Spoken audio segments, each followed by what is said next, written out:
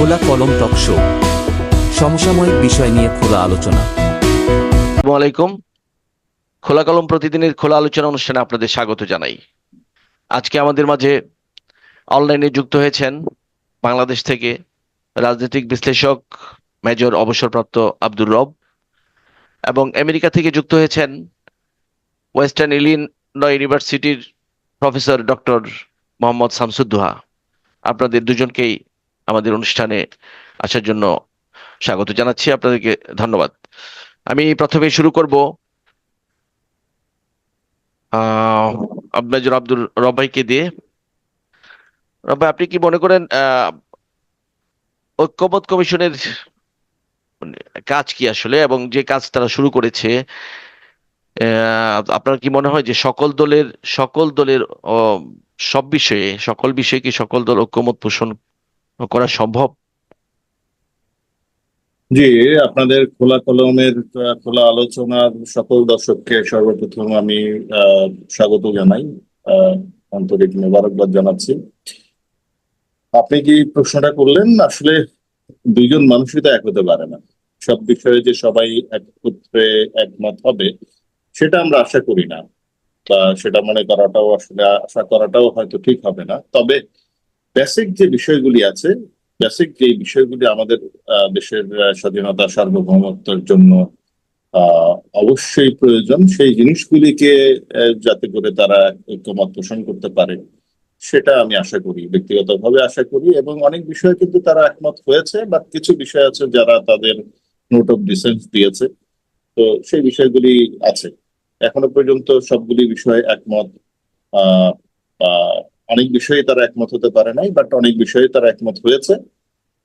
তবে যেগুলি আমাদের জন্য বেসিক যে বিষয়গুলি আছে সেগুলো যেন তারা একমত হতে পারে, সেটাই আমি আশা করি। না, সেক্ষেত্রে ওই যে ছোট ছোট দলগুলো, যেমন নতুন দল যে এখন নিবন্ধন পায়নি, যে দলটি এনসিপি,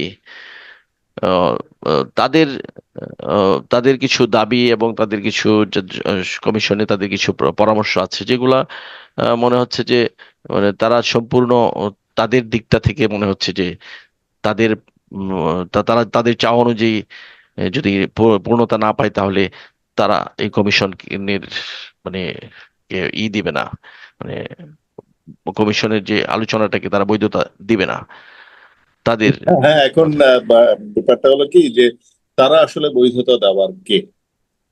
হ্যাঁ, তবে হ্যাঁ, তারা যে সমস্ত বিষয়গুলি অ্যাড্রেস করছে সেখানে অনেক বিষয়ই আছে যেগুলো কিনা আমাদের দেশের স্বাধীনতা সার্বভৌমত্বের জন্য, এবং সেই সাথে অনেক বিষয় আছে, যেমন দুর্নীতি নিয়ে তারা কথা বলার চেষ্টা করছে, যদিও তাদের মাঝখানে অনেকেই এখন দুর্নীতিতে জড়িয়ে পড়ছে বলে আমরা দেখছি। কিন্তু তারপরেও তারা কিছু কিছু বিষয় আছে যেগুলো কিনা আমাদের দেশের জন্য গুরুত্বপূর্ণ, সেই বিষয়গুলি অন্যান্য দলগুলির অ্যাড্রেস করা উচিত বলে আমি মনে করি। তবে তারা যে মুহূর্ত থেকে দল গঠন করে ফেলেছে সেই মুহূর্ত থেকে তারা আহ, একটা দলের অংশ, একটা দল আমি বলবো, এটা ছোট আর বড় আমি সেটাকে ডিফারেন্সিয়েট ভাবে আমি করতে চাই না। সেটা প্রমাণ হবে আপনার পরবর্তীতে যদি সঠিক একটা ভালো নির্বাচন হয়, সেই নির্বাচনের প্রেক্ষিতে সেটা মানে আমরা বুঝতে পারবো যে কোনটা ছোট দল আর কোনটা বড় দল। তবে এখনো পর্যন্ত তারা এককভাবে, তারা যদি বলে যে না তারা একবারেই কোনো কিছু মানে না বা মানবে না বা তারা বৈধতা দিবে না, তারা আসলে বৈধতা দেওয়ার এই মুহূর্তে কেউ না। হ্যাঁ, তো এই দেশের বা জনগণ সার্বিকভাবে বৈধতা দেওয়ার মালিক। তো সেটা আসলে আমাদেরকে অপেক্ষা করতেই হবে। জি, জি। আপনার কি মনে হয় দলগুলোর মধ্যে সমঝোতা মানে সবার সাথে যেহেতু সম্ভব না, তো সেক্ষেত্রে বিশেষ করে যারা বড় দল আছে, যারা বিগতকালে যেমন ধরে নিই বিএনপির কথা, দেশ দুইবার তারা তিনবার ক্ষমতায় ছিলেন, সেই দলের তাদের দেশ পরিচালনার একটা অভিজ্ঞতা রয়েছে। তো সেক্ষেত্রে কি মানে কাদের মতামতকে একটু প্রাধান্য দেওয়া উচিত বলে আপনার মনে হয়, সেই বড় দলগুলোর কে, নাকি মানে ছোট ছোট সকলের মতামতকে প্রাধান্য দেওয়া, আহ কোনটাকে বেশি বেশি করা উচিত আপনার কাছে মনে হচ্ছে? আহ আপনি যেটা বললেন যে বড় দল বলতে বিএনপির কথা আপনি বললেন। তো এখন বিএনপি বা অন্য বড় দলগুলি যে আপনারা দেখেন, একটা সময় ছিল, একটা প্রেক্ষিত ছিল যখন কিনা দুইটা দল পাশাপাশি একসাথে বসতো না। তারা সামনাসামনি হতো না, এই ধরনের সিচুয়েশন ছিল। তারা কথাও বলতো না, সংলাপও হতো না। কিন্তু ওই সিচুয়েশন তো এখন আর নাই। তারা নিয়মিতভাবে তারা সংলাপে বসছে। যদিও আমরা কিছুদিন আগে দেখলাম, কয়েকদিন আগে, যে বিএনপি কে কোনো একটা আহ, বৈঠক থেকে ওয়াকআউট করতে, কিন্তু তারপরেও কিন্তু তারা বসছে। এবং এটা মনে রাখতে হবে যে বিএনপি কিন্তু বিগত বছরগুলিতে, বিশেষ করে আপনার 16-17 বছর যাবত, তারা কিন্তু চরমভাবে নিগৃহীত, নিষ্পেষিত, এবং নির্যাতিত একটা দল। তো সেই ক্ষেত্রে তাদেরও বক্তব্য আছে, তবে অনেক বিষয়ে কিন্তু বিএনপির একমত আছে। দেখেন, বিএনপিতেও কিন্তু যারা কর্মী ছিল তারা হয়তো, সত্য কথা যেটা, সেটা হলো যে আহ, উম, যারা এই জুলাই গণ অভ্যুত্থান বা জুলাই গণ আন্দোলন যেটাই আমরা বলি না কেন, বা এটা বিপ্লব যাই কিছু আমরা বলি না কেন, সেখানে কিন্তু অবদান এর কথা চিন্তা করলে টেকনিক্যালি বিএনপি সেইটাকে, লিডারশিপটা নিতে পারে নাই। টেকনিক্যালি তারা ওই জিনিসটাকে, মানে তাদের যে ভূমিকা, সেই ভূমিকা, লিডারশিপের ভূমিকায় তারা আসতে পারে নাই। তার মানে এই না যে বিএনপি বা বিএনপির কর্মী বা বিএনপির সমর্থক যারা আছে তাদের কোনো ভূমিকা ছিল না, এটা মনে করার কোনো কারণ নাই। ম্যাক্সিমামে দেখা গেছে যে বিএনপির যারা ছিল তাদেরকে, যারা টপ লিডারশিপ যারা ছিল তাদেরকে কিন্তু জেলে ভরা হয়েছে। কিন্তু যারা বাইরে ছিল তাদের কিন্তু একটা নীরব সম্মতি ছিল, এবং তাদের উপস্থিতি ছিল ক্ষেত্র বিশেষে। তাদের গণ অভ্যুত্থানের পিছনে কিন্তু তাদের যথেষ্ট ভূমিকা ছিল। সেটাও মনে রাখতে হবে। সবকিছু বিচার বিবেচনা করে এখনো পর্যন্ত যতটুকুই হচ্ছে, আমি এখনো পর্যন্ত মনে করি যে থিংস আর গোয়িং পজিটিভ। তবে আরো বেশি আমরা আশা করি সম্পূর্ণভাবে দুর্নীতিমুক্ত একটা সমাজ গঠন হোক। আমরা আশা করি সম্পূর্ণভাবে ধান্দাবাজ মুক্ত একটা রাজনীতি তৈরি হোক। সহজ বাংলায় যদি বলি, যে একদমই ওই শব্দটাই আমি উল্লেখ করলাম। জি। আর এবং সেই সাথে সমাজটা যেন, যাতে করে ধর্মান্ধতা মুক্ত হোক। হ্যাঁ, ধর্মান্ধতা মুক্ত একটা সমাজ, এবং সেখানে সুশাসন থাকবে, মানবিক একটা রাষ্ট্র গঠন হবে, মানবিক একটা সমাজ হবে। জি। ধন্যবাদ রব ভাই আপনাকে। আসছি মোহাম্মদ শামসুদ্দোহা ভাই, প্রফেসর ডক্টর মোহাম্মদ শামসুদ্দোহা ভাই, আপনাকে আহ, আহ, যে জিনিসটা আমার একটু আগে যিনি আব্দুর রব ভাই বলেছেন যে জুলাই আন্দোলনের যে নেতৃত্বটা বিএনপি নিতে পারেনি, আপনার কি মনে হয়? আপনি তো আমেরিকা থেকে অনেক কিছুই, আপনারা খুব দেশের ব্যাপারে খুব সেই সময় আন্দোলনের সময় খুব সজাগ দৃষ্টি রেখেছেন। আপনার সেই আন্দোলন এখন পর্যন্ত কার্যক্রম, দেশের বর্তমান পরিস্থিতি নিয়ে একটু ব্যাখ্যা করবেন প্লিজ। বিএনপি কেন, ধন্যবাদ। আমি এখানে একটা জিনিস বলতেছি, এই জুলাই আগস্ট আন্দোলনের নেতৃত্ব বিএনপির প্রতি কেন ফোকাস হচ্ছে না? মানে আপনি কি মনে করেন যে সেটা শুধু এনসিপির এই আন্দোলনের অগ্রণী ভূমিকা ছিল, নাকি এখানে বিএনপির বড় অংশগ্রহণ ছিল? ধন্যবাদ আতুল ভাই, থ্যাংকস ফর হ্যাভিং মি। যদিও আমি পলিটিক্যাল অ্যানালাইস্ট না, বাট অবভিয়াসলি আমি বাংলাদেশে 2019 পর্যন্ত কাজ করেছি। So I lost my father early age, so আমি ব্যবসা বাণিজ্য থেকে শুরু করে সবকিছুর সাথে সামহাও ইনভলভ ছিলাম। টিচিং এর সাথে তো বটে, চিটিং ইউনিভার্সিটিতে আমি 18 বছর কাজ করছি। আমি কথা বলার উদ্দেশ্য হচ্ছে এটাই যে whenever you are doing a process of business or running your life in Bangladesh, so you know that what's going on over there. So what's going on in the last 16 years and 1990 to 2008 and all this, okay? So আমাদের জন্ম যেখান থেকে, সেখান থেকে আমরা মোটামুটি যখন থেকে বুঝতে শুরু করেছি 80-র দশক থেকে, সেই পার্সপেক্টিভে আসলে অনেকগুলো এগুলো আলোচনা, দীর্ঘ আলোচনা। সো এটা হচ্ছে, যা কিছু বলবো সেটা হচ্ছে আমার নিজের এক্সপিরিয়েন্স থেকে, as I am saying that I am not a political analyst. তো প্রথম কথা হচ্ছে যে অবভিয়াসলি বাংলাদেশে দুটো দল, ডমিনেটিং দুটো দল ছিল বা এখনো আছে বলা যায়। যদিও এটা পরবর্তী ইলেকশনে বোঝা যাবে যে অন্যান্য এনসিপি বা অন্যান্য দলের কতটুকু পার্টিসিপেশন রিয়েলি জনগণের মধ্যে প্রভাব বিস্তার করেছে সেটা। যেটা রব ভাই বললো যে ভিকটিম তো হয়েছে গত 16 বছর বিএনপি সবচাইতে বেশি। অন্যান্য দলগুলো জামাত হয়েছে, অন্যান্য দলগুলো হয়েছে, অর্থাৎ এন্টি গভর্নমেন্ট যারাই ছিল। ইভেন আমি আমার ব্যক্তিগত অভিজ্ঞতাও যদি বলি, যে যারা বিএনপির আমলে বিভিন্ন চাকরিতে জয়েন করেছে, হয়তো কোনো পলিটিক্যাল অ্যাফিলিয়েশন ছিল না, বাট ওই আমলটাকে বিবেচনা করে অনেকেই কিন্তু ভুক্তভোগী হয়েছে। তো সবারই কিন্তু আসলে একটা কষ্ট এবং দুঃখের জায়গা কিন্তু তৈরি হয়েছে গত যুগে, যার দেড় যুগে। সো লাকিলি অর আনলাকিলি আমি গত জুলাই মাসে কিন্তু বাংলাদেশে ছিলাম, অগস্টে আহ, ঘটনা ঘটার পর আমি 8 তারিখ আমেরিকা এসেছি, এবং আমি আমার স্টুডেন্টদেরকে দেখেছি যে how they move anti government protest, এবং আমি দেখেছি যে তারা সাধারণ একজন ছাত্র যার কোনো পলিটিক্যাল অ্যাফিলিয়েশন ছিল না, তারা তার মাকে বলে গিয়েছে। আমার I have a goose bump আমি বলার সাথে সাথে, কারণ আমার কিছু ছাত্রের সাথে কন্ট্যাক্ট ছিল, নো ম্যাটার হোয়াট রিলিজিয়ন দে আর, তারা কিন্তু মাঠে ছিল সকাল থেকে। চিটাগাং ইউনিভার্সিটির অনেক ছাত্রকে আমি পার্সোনালি চিনি যারা সকালে বের হয়েছে এবং মাকে বলে গেছে I might not come back again. So it's a very hard word.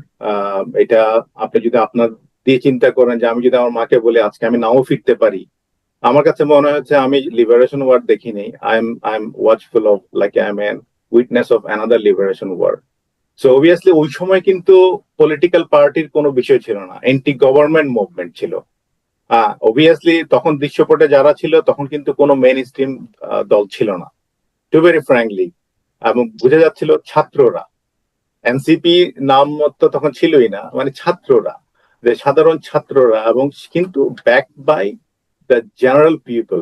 Even আপনি যে দেখবেন একটা ফেরিওয়ালা, সেই সারাদিনে হয়তো 300-500 টাকার প্রোডাক্ট বিক্রি করে সেই ছাত্রদেরকে তার প্রোডাক্টটা বিনামূল্যে বিলি করার দৃশ্য আপনারা দেখেছেন।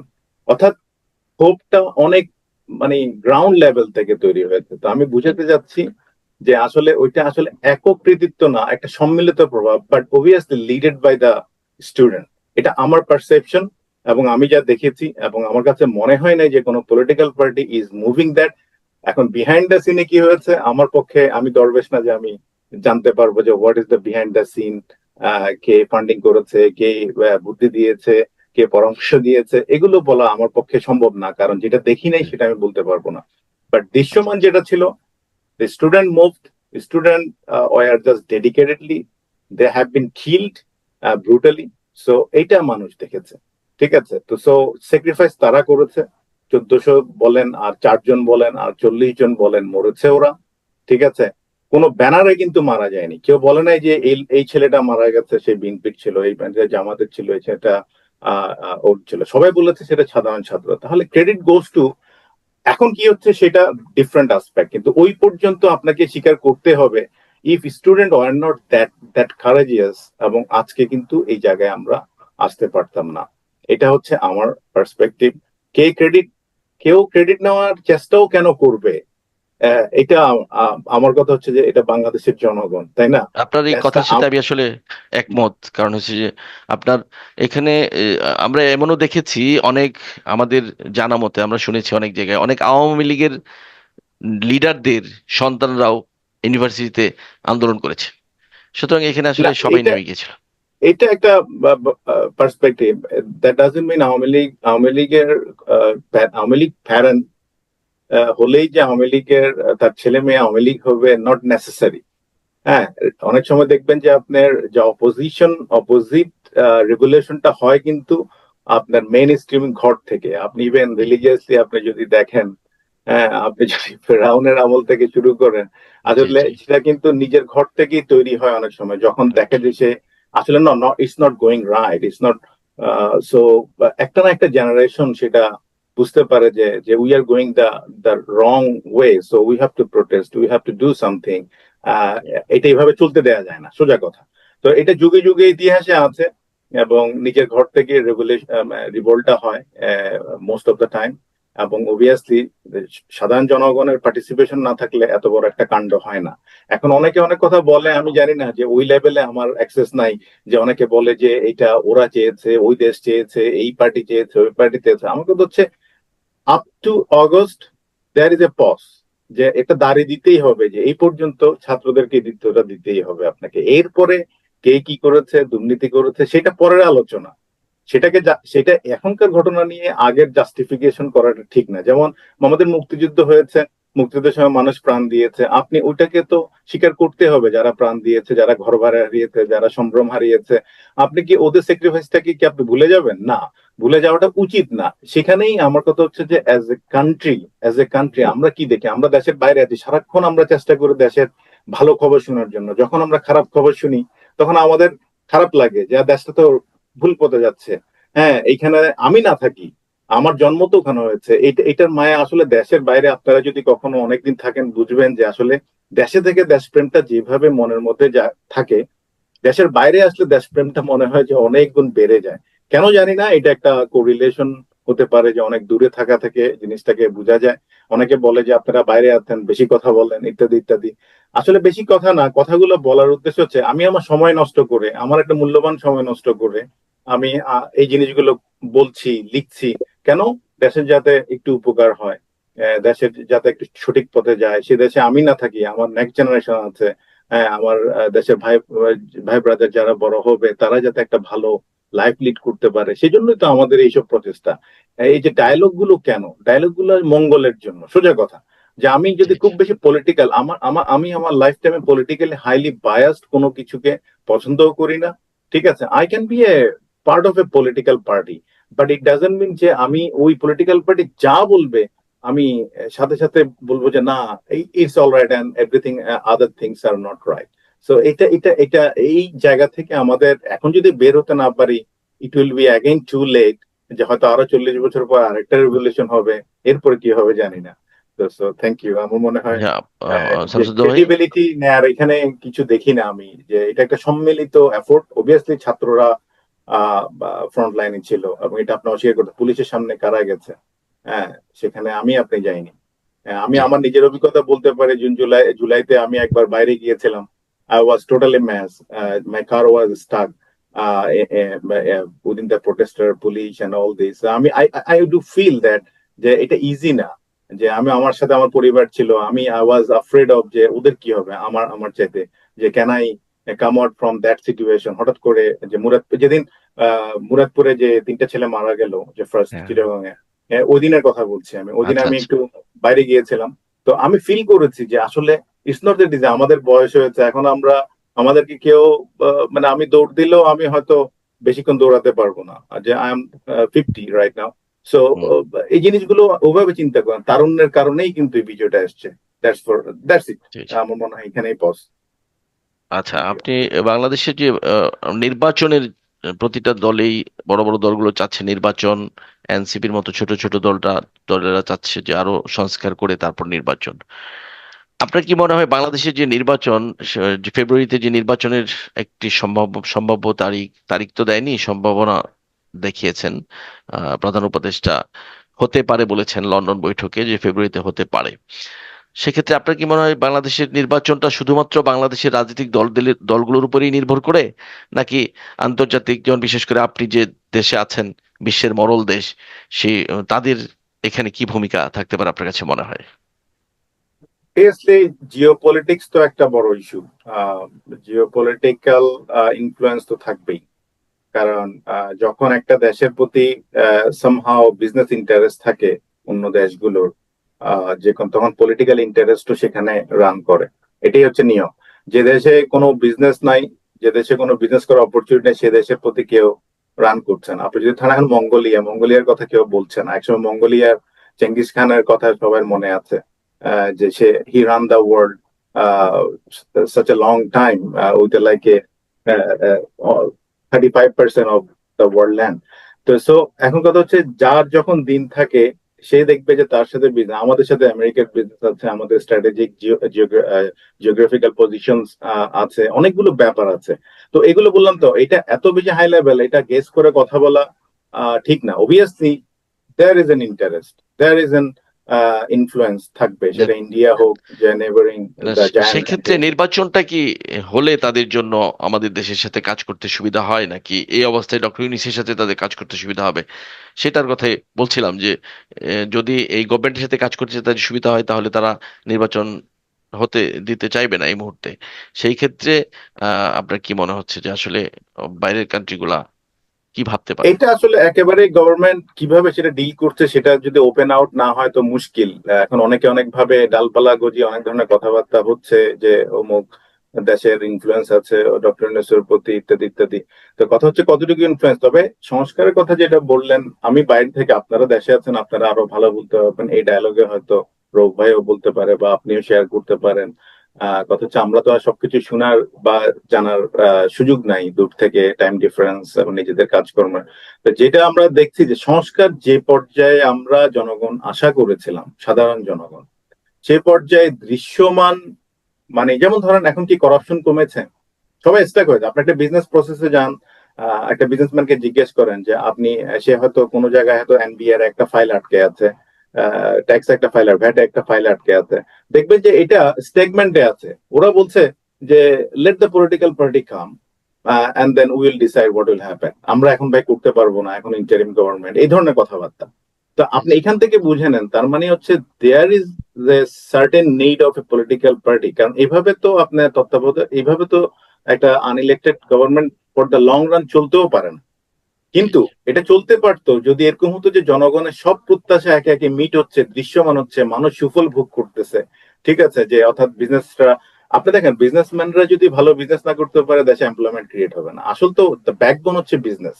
আপনি যত কথাই বলেন, আপনি চাঁদাবাজি, ওই যে রূপ ভাই একটু টাচ করেছে যে চাঁদাবাজির কথা বলেছে, চাঁদাবাজি আসলে বিজনেসম্যানরা খারাপ, কিন্তু বিজনেসম্যানদেরকে খারাপ করেছে কারা? পলিটিশিয়ানরা করেছে, সরকারি এমপ্লয়িরা করেছে, তাই না?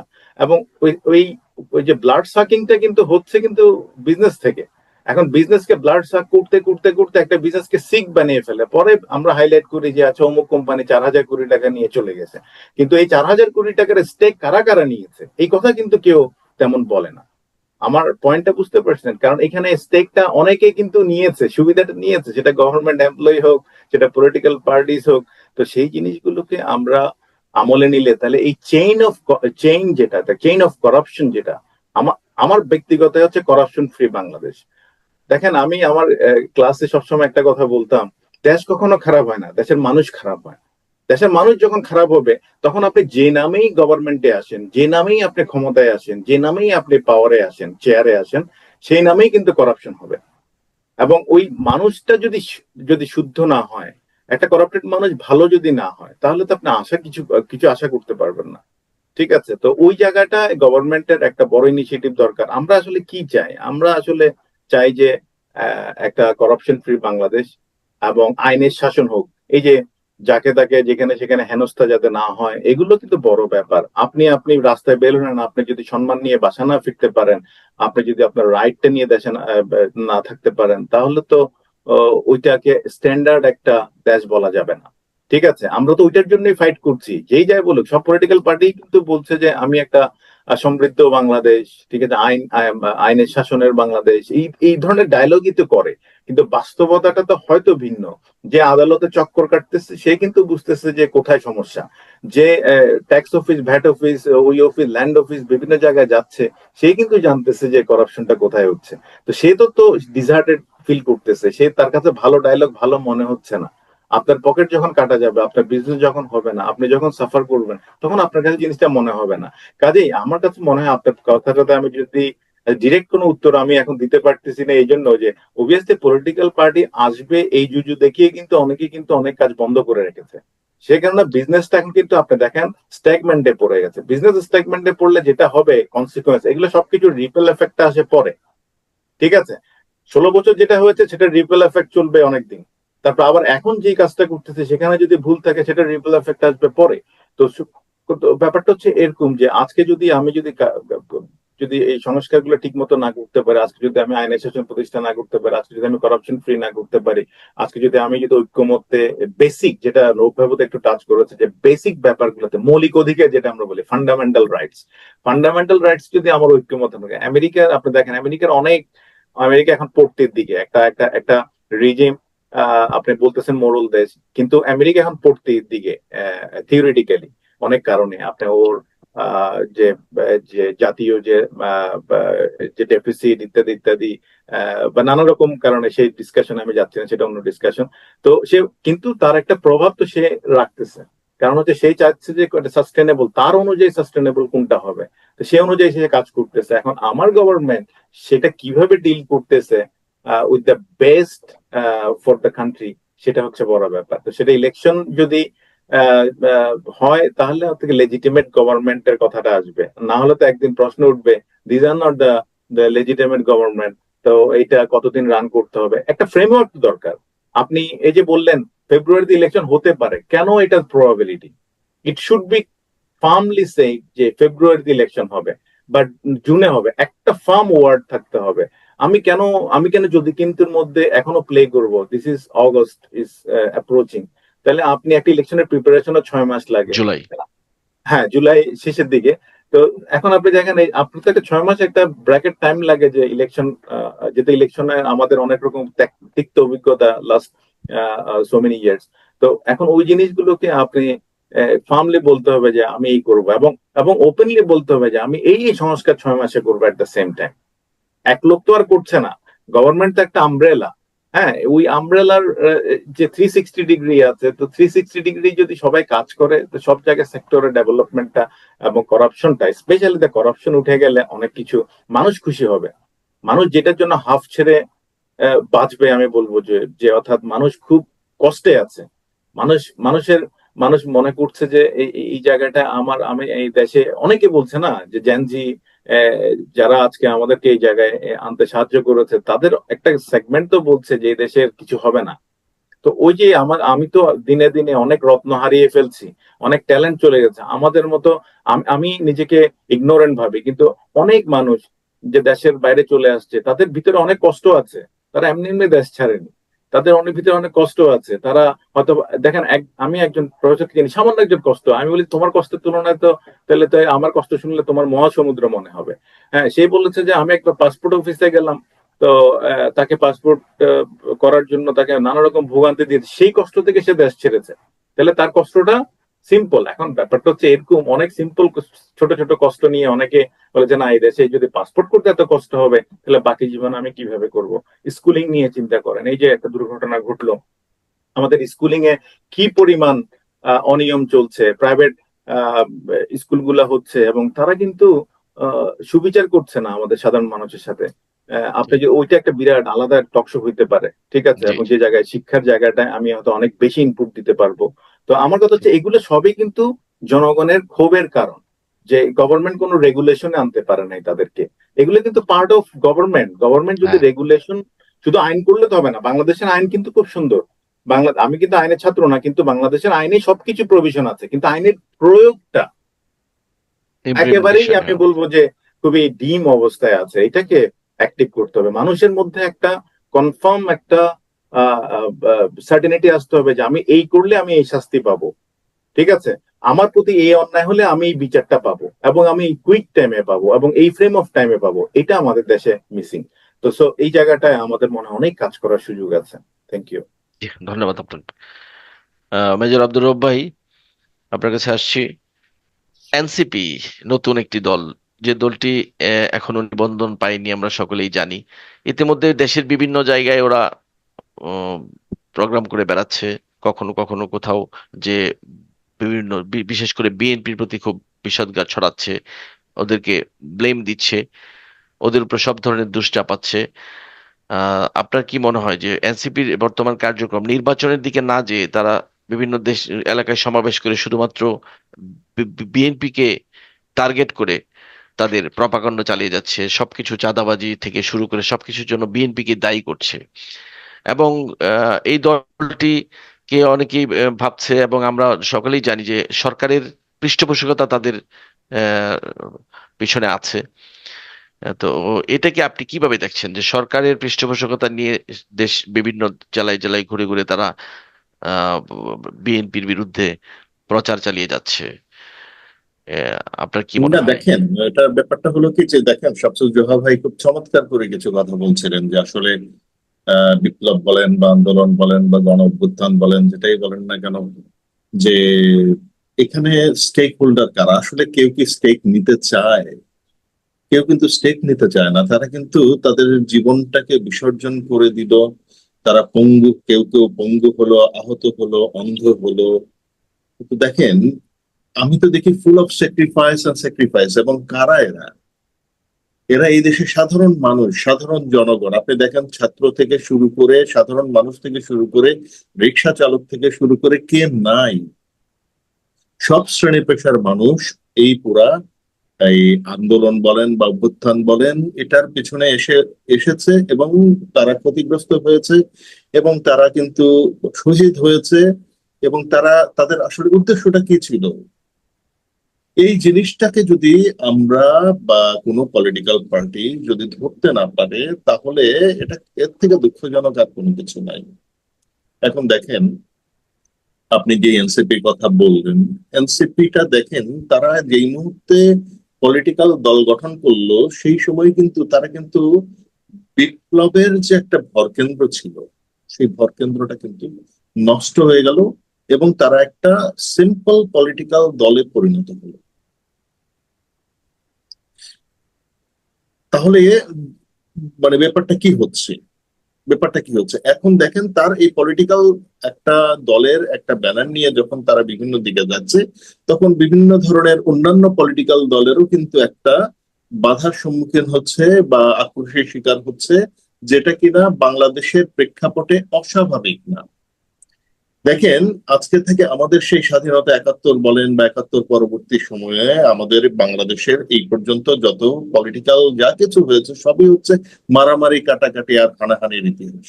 পলিটিক্যালি যদি আমরা চিন্তা করি, ঐক্যমত্য অথবা সুন্দর পলিটিক্যাল সিস্টেম চালু হয়েছে, এটা কিন্তু না।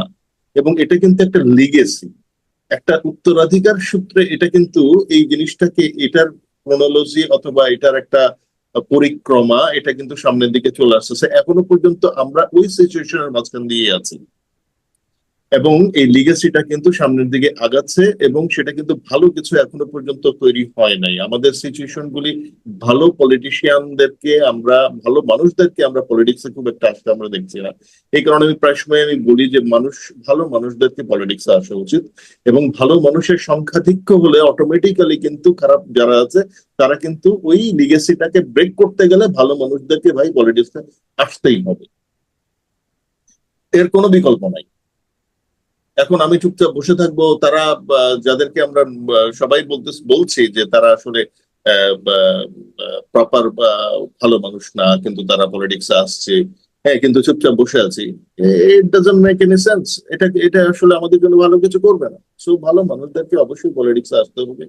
এবং আপনি যে এনসিপির কথা বললেন, এনসিপি এসে ওই লিগেসিটা কিন্তু যখনই পলিটিক্যাল দল গঠন করে ফেললো, সেই লিগেসির ভিতর দিয়ে যাচ্ছে, যে তারা দোষারোপের রাজনীতির মাঝখান দিয়ে যাচ্ছে। এখন তাই বলে কি বিএনপির বা তৃণমূলের বিএনপির অথবা বিএনপির নাম দিয়ে বিভিন্ন জায়গা থেকে বিভিন্ন ধরনের অপকর্ম হচ্ছে না? হচ্ছে। ডেফিনেটলি অনেক ধরনের অপকর্ম হচ্ছে। বিএনপির বিষয়ে বিষোদ্গার ছড়ানোর যথাযথ কারণ যে নাই তা না, কারণও আছে এবং বিএনপির অনেক জায়গাতে তারা কন্ট্রোলও করতে পারছে না। এবং অনেক জায়গাতে আমি দেখলাম যে বিভিন্ন ক্ষেত্রে অনেক কমিটিগুলিকে বিলুপ্ত ঘোষণা করা হয়েছে, অনেক কমিটিকে বাদ দেওয়া হয়েছে, অনেককে শাস্তিমূলক ব্যবস্থা নেওয়া হয়েছে। কিন্তু বিএনপি একটা অনেক বড় দল, সেই হিসেবে আসলে হয় কি, সবাই ভেবেছে যে সব বিএনপি, এখন আওয়ামী লীগ চলে গেছে, সো এখন বিএনপি আসবে। সো ওই যে আমাদের যে একটা একটা ওই মানে পলিটিক্যাল লিগেসি, হ্যাঁ, রং প্রসেসের ভিতর দিয়ে যে পলিটিক্যাল লিগেসি, এবং আমাদের ম্যাক্সিমাম যারা ধান্দাবাজ টাইপের লোকজন আছে তারা ওই বিএনপির পিছনে গিয়ে জমাত হয়েছে। এবং অনেক বিএনপির, এটা আমি বলবো যে এটা এটা ঠিক হচ্ছে না যে আওয়ামী লীগের থেকেও তারা তাদেরকে ইনভাইট করছে to join in with them in their politics বা পলিটিক্যাল পার্টি। এটা একবারে এইভাবে ওপেন করে দেওয়ার মোটেই ঠিক হচ্ছে না। এবং বেছে বেছে যদি তারা নিতেও চায়, একদম ক্লিন ইমেজের যারা আছে তাদেরকে হয়তো নিলেও নিতে পারে। কিন্তু আবার দুঃখজনক হচ্ছে যে যে এনসিপির কথা বলছেন, সেই এনসিপির ভিতরেও কিন্তু অনেক আওয়ামী লীগের যারা বিভিন্ন ধরনের অপকর্মের সাথে জড়িত ছিল অথবা হয়তো ছিল না, বা তারাও কিন্তু ওখানে তারা অনেকেই কিন্তু অনেক জয়েন করতে আমরা শুনছি। এগুলা আসলে কি বলবো যে এগুলা দুঃখজনক। এখন তারা বিসর্জন করছে, বিসর্জন করার কারণও আছে। কিছু কিছু বিষয় আবার বলতেও হয়, হ্যাঁ, বলার বিষয় আছে, আবার কিছু কিছু বিষয় আবার অতিরিক্তও হচ্ছে। এবং তারা একটা আপনি যেটা বললেন যে একটা সরকারি একটা ছত্রছায়া, আসলে ব্যাপারটা হলো কি, যদি আমরা এই ক্ষেত্রে আমরা গোপালগঞ্জের দিকে তাকাই, গোপালগঞ্জে তো আসলে সেখানে এইটার ব্যাপারে গোপালগঞ্জ যদি আসলে এনসিপি কে আসলে এটা জাজ করা যাবে না। গোপালগঞ্জে যে ঘটনাগুলি ঘটলো, এটা ওদের আওয়ামী লীগের একটা ঘাঁটি, সমস্ত সন্ত্রাসী বা আওয়ামী যারা ছিল তারা সবাই এখানে গিয়ে জমাত হয়েছে এবং তারা ওখানে একটা আমি মনে অনেকটা স্যাটেলাইট টাইপের একটা কিছু তারা করার চেষ্টা করেছে, এবং সেখানে যখন এনসিপি লিডারশিপ যারা আছে তারা গেল, তাদের উপরে কিন্তু এটা গভর্নমেন্টের নৈতিক দায়িত্ব যে সিকিউরিটি এনশিওর করা। যে কেউ আমরা যে কোনো স্থানে গিয়ে আমরা আমাদের পলিটিক্যাল স্পিচ দিতে পারবো, বাংলাদেশ স্বাধীন দেশ, স্বাধীন দেশের মাঝখানে যে কোনো অঞ্চলে আমি আমার মুক্তভাবে আমার কথাটা বলতে পারবো। সেখানে সেই স্কোপটা তো আওয়ামী লীগের লোকজন যারা ওখানে আছে গোপালগঞ্জে, তারা তো সেই জিনিসটা তো রাখে নাই। তারা এমন একটা সিচুয়েশন তৈরি করেছে যে সিচুয়েশনে এই এনসিপি লিডারশিপ যারা আছে তারা কিন্তু একটা নিরাপত্তাহীনতার মধ্যে পড়েছে। সেখানে আর্মি দিয়ে হোক বা পুলিশ দিয়ে হোক, যে কোনো ভাবেই হোক, এপিসির মাঝখানে দিয়ে হোক, তাদের নিরাপত্তা নিশ্চিত করেছে। এটা জাস্ট একটা নিরাপত্তা নিশ্চিত করে, ইট ডাজন্ট মিন যে এটা এনসিপি কে ঢালাও ভাবে গভর্নমেন্ট সাপোর্ট দিয়েছে, বিষয়টা ওরকম না। নিরাপত্তা নিশ্চিত করাও আমাদের গভর্নমেন্টের দায়িত্ব। সেই ক্ষেত্রে ওরা যেখানে যেখানে যাচ্ছে সেখানে সেখানে অন্যান্য পলিটিক্যাল পার্টি যদি সে ধরনের কোনো কাণ্ডকারখানা করে, যে এনসিপি কে তারা স্পেস দিবে না, তাদের বক্তব্য দিতে দিবে না, সেই ক্ষেত্রে অথবা তাদের উপরে কোনো অ্যাটাক আসতে পারে, সেই ক্ষেত্রেও কিন্তু ওই নিরাপত্তাহীনতার বিষয়টা কিন্তু গভর্নমেন্টকে অ্যাড্রেস করতে হবে। ইনকেস যদি মনে করেন যে কেউ একজন আহত নিহত হয়ে যায়, তখন গভর্নমেন্টের উপরে আসবে যে তোমরা তো প্রোটেকশন দিতে পারলা না। তো এই রিস্ক তো আপনার গভর্নমেন্ট নেবে না। তো এখন ঢালাও ভাবে এটাও বলা যাবে না যে আপনার সরকার তাদেরকে সম্পূর্ণভাবে ব্যাক করছে, অথবা আবার ঢালাও ভাবে এটাও বলা যাবে না যে তারা নিরাপত্তা হীনতায় থাকলে গভর্নমেন্ট তো তাদের নিরাপত্তা দেওয়ার দায়িত্ব মাঝখানে গভর্নমেন্টের আছে। তারা তো নিজেরা তো নিজস্ব কি বলে অস্ত্র টস্ত্র তো এইগুলো তো থাকার কথা না, বা নিজস্ব প্রোটেকশন তো ওইভাবে নেওয়ার কথা না, তাই না? তো এখানে আসলে অনেক কিছুই ব্যাপার আছে, একটা ব্যালেন্স করেই আমাদের চিন্তা করা উচিত বলে আমি মনে করি। জি, ধন্যবাদ রূপ ভাই। আজকে এর পত্রপত্রিকা এবং বিভিন্ন খবরে টেলিভিশন সংবাদে এসেছে, আহ আপনারা দেখেছেন কিনা, ডাকসু নির্বাচনের তফসিল ঘোষণা হয়েছে। এই মুহূর্তে ডাকসু নির্বাচনটাকে আপনি কিভাবে দেখছেন? যে আসলে জাতীয় নির্বাচন সামনে, ডাকসু তো একটা বিশাল ছাত্রদের মধ্যে বাংলাদেশের মানে বাংলাদেশের শিক্ষা প্রতিষ্ঠানের সবচেয়ে সেরা প্রতিষ্ঠান, যেখানে ডাকসুটা খুবই গুরুত্ব বহন করে, যে নির্বাচনটা, এই ডাকসু নির্বাচনটা এই মুহূর্তে যে তফসিল হলো, এটাকে আপনি কিভাবে দেখছেন? আমি যে কোনো নির্বাচনের পক্ষে, যে কোনো সময়, যে কোনো ধরনের গণতান্ত্রিক যত ধরনের প্রসেস আছে, আমি সব কিছুর পক্ষে। হোক না, দেখি না কি হয়। কারণ সরি, আপনার ডাকসু নির্বাচনের মাধ্যমে কিন্তু আমরা মোটামুটি ভাবে কিন্তু নির্বাচনী আবহে আমরা কি যেতে পারবো কি পারবো না, সেটাও কিন্তু বুঝতে পারার একটা বিষয় আছে। তো আমার মনে হয় যে ডাকসু নির্বাচন যদি হয়, খারাপ কোনো কিছু হবে না। কারণ দেখি না আসলে কারা কি করতে চায়, কোন কোন পলিটিক্যাল পার্টি সেখানে কি করে না করে। জি। হ্যাঁ, একটা জায়গা থেকে যদি আমরা অনেকটা ওই যে আমরা যেটা মানে ওয়াইডলি সেইং, যে ভাত আসলে সবগুলি টিপে দেখতে হয় না, একটা ভাত টিপলে অনেক কিছু বোঝা যায়। আমরা হয়তো সেখান থেকে কিছু না কিছু আমরা আইডিয়া বা ধারণা আমরা পেতে পারি যে আসলে পলিটিক্যাল পার্টিগুলি অথবা যারা এই ধরনের স্টেক হোল্ডার যারা আছে, অথবা তারা কি সত্যিকার অর্থেই কি আমাদেরকে একটা সুন্দর একটা পরিবেশ কি সামনে দিতে চায় কি চায় না। হ্যাঁ, আমি শুধুমাত্র ডাকসু নির্বাচন আমি বলবো না, আমি মনে করি যে বিভিন্ন জায়গাতে যে ধরনের অন্যান্য যে সমস্ত স্থানীয়। ভাই, আমি একটা ছোট্ট জিনিস যোগ করতে চাই এখানে, যুক্ত করতে চাই। বিশ্ববিদ্যালয়গুলোতে, ঢাকা বিশ্ববিদ্যালয় বিশেষ করে, এখন ছাত্র দলের যে কার্যক্রম খুব বেশি আমরা আমাদের চোখে পড়ছে না, দৃশ্যমান হচ্ছে না ছাত্রদলের মিছিল, মিটিং কিংবা তাদের কার্যক্রম।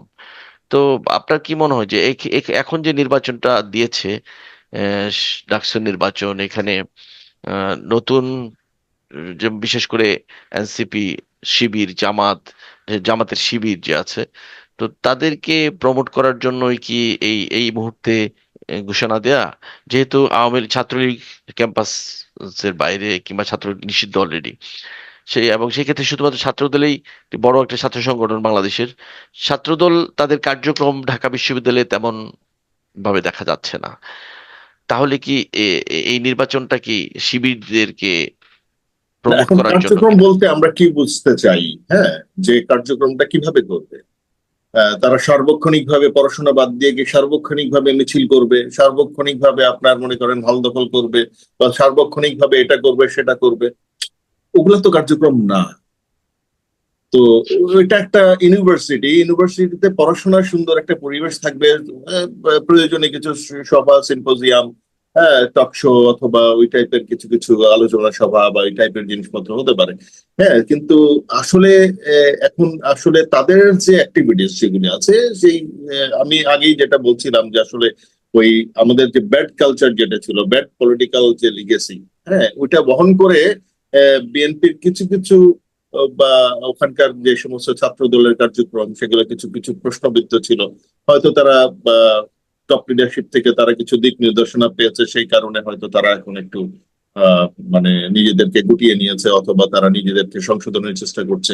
এরকম হতে পারে, কারণ মাঝখানে কিন্তু অনেক স্টুডেন্ট যারা আছে, নর্মাল স্টুডেন্ট যারা কিনা কোনো পলিটিক্যাল পার্টির সাথে জড়িত না, তারা কিন্তু ছাত্র দলের কিছু কিছু আহ নেতার ব্যাপারে তাদের কিছু অবজারভেশন ছিল এবং তারা কিন্তু মিছিলও করেছে। তো এটার প্রেক্ষিতে তারা হয়তো যদি কোনো শিক্ষা নিয়ে থাকে, তারা নিয়ে হয়তো সেটা নিচ্ছে, তার মানেই না যে তারা সেখানে অ্যাক্টিভ না বা তারা বা সেখানে প্রেজেন্ট নাই। বিষয়টা তো ওরকম না। জি, ধন্যবাদ রব ভাই, আপনাকে ধন্যবাদ। মোহাম্মদ শামসুদ্দোহা ভাই, আপনার শেষ, আমরা অনুষ্ঠানের শেষ মুহূর্তে চলে আসছি। ঢাকা বিশ্ববিদ্যালয়ের ওই ডাকসুর যে নির্বাচন, সেটা নিয়ে আপনার মতামত শুনতে চাচ্ছিলাম। এই মুহূর্তে ডাকসু নির্বাচন দেয়াটা কতটুকু সমীচীন? দেখুন, আমি আমি বিশ্ববিদ্যালয়ে তো অনেকদিন কাজ করেছি। আহ, আহ, তো আমার কাছে মনে হয় যে এটা একটা বিশ্ববিদ্যালয় প্রশাসনের সিদ্ধান্ত হওয়া উচিত। সবকিছু জাতীয় ভাবে চিন্তা করাটা ঠিক না। DUCSU election is completely belongs to Dhaka university, এবং এটা হওয়া উচিত একটা, যেরকম 5 বছর পর পর একটা ইলেকশন হয় আমাদের জাতীয় ইলেকশন, ইউনিভার্সিটি কর্তৃপক্ষ ডিসিশন নেবে যে এটা কয়দিন পর পর হবে। কিন্তু এটা আমার আজকে ইচ্ছে হলো করলাম, 10 বছর আমি ইচ্ছে হলো না করলাম না, ঠিক আছে, তারপর আবার করলাম, এইটা হওয়া উচিত না। এটা লোকাল অথরিটি। আর তাহলে কেন আমরা যদি বলি যে উপজেলার কাজও যদি গভর্নমেন্ট করে দিতে হয়, ইউনিভার্সিটির কাজও যদি গভর্নমেন্ট করে দিতে হয়, তো ইউনিভার্সিটি হচ্ছে অটোনমাস বডি। তো সো তারাই সিদ্ধান্ত নেবে, তাদের ম্যানিফেস্টো, তাদের যে রুলস রেগুলেশন যেটা আছে আর কি, ইলেকশন রিলেটেড বা ডাকসু রিলেটেড, সেটাকে যথাযথভাবে ফলো করা। সেখানে যদি বায়োলজে থাকে যে প্রতি 5 বছর পরে ইলেকশন হবে, সেটা 5 বছর পরে সেটা গভর্নমেন্ট, ইন্টারিম গভর্নমেন্ট যে পিরিয়ডেই পড়ুক না কেন, সেটা ওই সময় হওয়া উচিত। কারণ as long as Dhaka university কর্তৃপক্ষ যেটা হচ্ছে যে অ্যাডমিনিস্ট্রেশন ইজ ফাংশনিং, তারা সেটা করা উচিত। ঠিক আছে, এখন ইউনিভার্সিটি তো একটা প্রশাসন আছে, ভিসি আছে, একটা বোর্ড আছে, সিনেট আছে, সিন্ডিকেট আছে, সেটা তাদের উপরে ছেড়ে দেওয়া উচিত। কিন্তু ওই যে বললাম, যেটাতে আমি ব্যক্তিগতভাবে খুশি না, আজকে ইচ্ছা হলো করলাম না, কালকে ইচ্ছা হলো করলাম, সো দেন এই কথাগুলো তো আসবে, যে কথাগুলো আপনারা মেনশন করেছেন যে অমুক দলকে, এই যখনই আপনার আনইউজুয়াল ব্রেক হবে, তখনই তো বলবে যে আচ্ছা এখন আমার ফেভারে আছে, আমি এখন করি। ঠিক আছে, জি, তো সো এই কথাগুলো তো আপনি অস্বীকার করতে পারবেন না। And আমার কথা হচ্ছে যে জাস্টিস শুড বি, যেটা হচ্ছে যে ল, রুলস, রেগুলেশন, জাস্টিস, এগুলোর ব্যাপারে কোনো কম, এগুলো মৌলিক অধিকার। এগুলোতে পলিটিক্যাল পার্টিজ, গভর্নমেন্ট কে আছে, ডাজেন্ট ম্যাটার। আর এই মুহূর্তে আমি একটা জিনিস মনে করি, বাংলাদেশের শিক্ষাঙ্গন, স্পেশালি সরকারি বিশ্ববিদ্যালয়গুলো অনেক পিছনে পড়ে গেছে। নানা রকম, আমি বলবো না, আই এম নোবডি টু জাজ এনিবডি, বাট যে রিক্রুটমেন্ট গুলো হয়েছে, বা যে এগুলো নিয়ে অনেক কথাবার্তা আছে, এখনো যেভাবে আপনার যে প্রসেসে রিক্রুটমেন্ট হচ্ছে, এটি ইন্টারন্যাশনাল স্ট্যান্ডার্ড কে এখনো ফলো করছে না। হ্যাঁ, ঠিক আছে, এখন নতুন কিছু ইনভেনশনের কিছু দরকার নেই। হ্যাঁ, আমি শুনছি যে কালকে আমি একটা আমার ফেসবুকে পোস্ট দিয়েছিলাম যে যে রিটেন এক্সাম দিয়ে টিচার নিয়োগ, পৃথিবীর কোনো দেশে এ ধরনের ইউনিভার্সিটি শিক্ষক মানে হচ্ছে সে স্বাধীনভাবে চিন্তা করা একটা মানুষ, তার ইন্টেলেকচুয়াল অ্যাবিলিটি কি থাকবে, সে প্রচলিত ধারা থেকে সে কিভাবে এটাকে আরো ডেভেলপ করবে, অথবা প্রচলিত ধারাকে সে চ্যালেঞ্জ করবে। হ্যাঁ, তাকে স্বাধীনতা দিতে হবে। এখন একজন ব্যাক বেঞ্চার, আপনি মানে প্রমাণ করে দিলেন আমার জিপিএ কম, মানে আমি ব্যাক বেঞ্চার এবং I can not apply for this post. না, এটা ঠিক না। আপনি দরকার হলে 10 লেয়ার ইন্টারভিউ নেন, 10 লেয়ারে ইন্টেলেকচুয়াল অ্যাবিলিটি আপনি চেক করেন গিয়ে। কিন্তু আপনি কখনো বলতে পারবেন না যে ওয়ান মানে একজন জিপিএ 2 পেয়েছে বা 2.5 পেয়েছে, he cannot be an university teacher. ঠিক আছে, তো এই যে আমাদের একটা মিথ আমরা আছে যে আমার জিপিএ 4, আমি ফার্স্ট ক্লাস ফার্স্ট, সবসময় দেখবেন মানুষের মধ্যে একটা প্রাউড ফিল, আমি ফার্স্ট ক্লাস ফার্স্ট, আমি এতগুলো অ্যাওয়ার্ড পেয়েছি, এতগুলো পুরস্কার পেয়েছি, ওই সেই। ঠিক আছে, এবং I am deserving it. No, আপনি যদি একটা দেশ গড়ার যে ব্যবসায়ীদের দিকে তাকান না, ব্যবসায়ীরা যা বুঝে, একটা ইউনিভার্সিটি শিক্ষক কি তা বুঝে? একটা একটা একটা ব্যবসায়ী সে অ্যাকাউন্টিং, ফাইন্যান্স, ম্যাথস, এইচআর সবকিছুই সে শিক্ষা দিতে পারবে একজন ইউনিভার্সিটি শিক্ষককে। আর ইউনিভার্সিটি শিক্ষক একজন একটা ডিসিপ্লিনে পড়াচ্ছে, সেই ডিসিপ্লিন সে কিছুই না।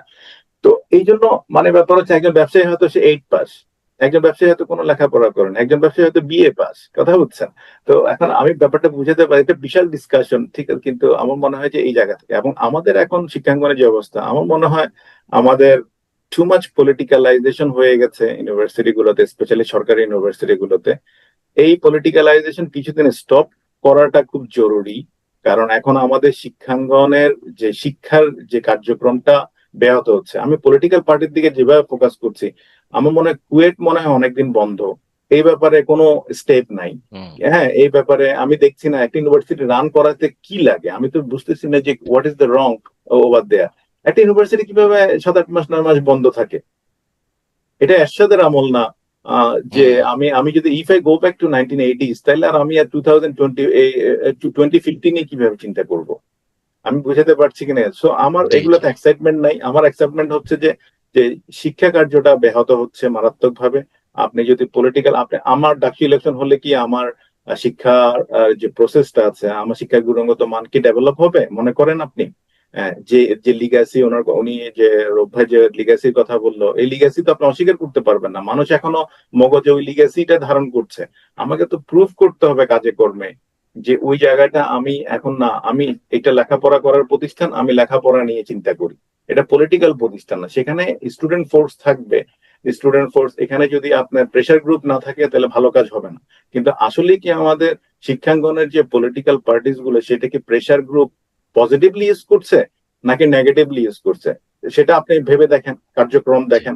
ঠিক আছে, এখন আমরা যখন স্টুডেন্ট ছিলাম, আমি নাম বলছি না, মিছিলে নেওয়ার জন্য আমাদের দরজা বন্ধ করে দেওয়া হতো। ঠিক আছে, যে হ্যাঁ যেতেই হবে, এখন 5 মাইল হাঁটো, কারণ অমুক নেতা বক্তৃতা দিবে 5 মাইল দূরে। ঠিক আছে, তো এই যে এটা কি শিক্ষাঙ্গনের সাথে, শিক্ষার সাথে কোনোভাবে সংশ্লিষ্ট মনে করেন আপনি? এখন আমার যদি এডুকেশন ইনস্টিটিউটে যদি পলিটিক্যাল পার্টি যদি এই করায়, আমাকে দরজা বন্ধ করে আমার যেটা হচ্ছে যে আমার দর্শক লাগবে, আমাকে 5 মাইল দূরে হেঁটে যেতে হবে মিছিল করে, যদি এই লিগ্যাসি যদি থাকে, তাহলে তো আপনার সেই পলিটিক্স সেখানে থাকার চাইতে না থাকাটা ভালো বলে আমি মনে করি। এখন ব্যাপারটা হচ্ছে অনেকে ডিসএগ্রি করতে পারেন, এখন কথা হচ্ছে যে আমার এখানে হচ্ছেটা কি, সেটার উপরে আপনি ডিসিশন নিতে হবে কিভাবে। আর ডাকসু ইলেকশন এটা জাতীয় ব্যাপার না, এটা হচ্ছে একটা ইউনিভার্সিটি অথরিটির ব্যাপার। তো সেটা ডাকসু না, প্রত্যেকটা ইউনিভার্সিটিতে এই ধরনের ইলেকশন গুলো একটা একটা টাইম ফ্রেমের পর পর এবং হওয়া উচিত। আপনি যখনই ব্রেক দিবেন তখনই কোশ্চেন আসবে, ও আছে তার মানে হচ্ছে এখন যারা অ্যাডমিনিস্ট্রেশন আছে তাদের পক্ষের শক্তি এখন দুর্বল, তারা সেটা এখন দিচ্ছে না। তো এই জিনিসগুলো আমার মনে হয় এইভাবে আমি চিন্তা করছি আর কি। জি, জি, আমি ওই যদিও ডোমেইনটা হচ্ছে সম্পূর্ণভাবে আমাদের শামসুজ্জাহা ভাইয়ের জি, অসুবিধা নেই। বিশ্ববিদ্যালয় কেন্দ্রিক যে বিষয়গুলি, আমি জাস্ট ছোট করে একটুখানি বলতে চাই যে আসলে বিশ্ববিদ্যালয়ের শিক্ষকদের কাজটা কি। তারা, আমার যেটা মনে হয় যে পুরা বিশ্বলয় থেকে বিদ্যাটাকে বের করে ছাত্রদেরকে ইনফিউজ করে। বিশ্বলয়টাই হচ্ছে সবচেয়ে বড় বিদ্যাপীঠ। সেখান থেকে বিদ্যাটাকে বের করে কিভাবে একটা ছাত্রকে মোল্ড করা যায়, সেই কাজটা ওই আলোয়ের ভিতরে ইনফিউজ করে দেওয়া, এটা আমাকে খুব সহজ ভাবে আমি চিন্তা করি। জি, থ্যাংক ইউ। জি, ধন্যবাদ। আজকে এ পর্যন্তই। আমরা মনে হয় আর আজকে অনুষ্ঠানের পর অন্য আরেকদিন অন্য একটি টপিকস নিয়ে আপনাদের সাথে আবার দেখা হবে। আপনাদের দুজনকেই অসংখ্য ধন্যবাদ। আবার দেখা হবে ইনশাল্লাহ। ভালো থাকবেন। ধন্যবাদ। সুপ্রিয় দর্শক মন্ডলী, আজকে এ পর্যন্তই। আমরা অন্য কোনো বিষয়ে আবার কথা হবে, আপনাদের সাথে দেখা হবে। আসসালামু আলাইকুম।